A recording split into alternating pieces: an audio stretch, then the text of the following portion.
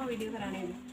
මම දැක්කම අම්මා වීඩියෝ කරනවා මම ඔයා වීඩියෝ කරේ නෑ නෑ මම දැක්කම අම්මා වීඩියෝ කරනවා මට පොඩ ෆෝන් එක චෙක් කරන්න පුළුවන්ද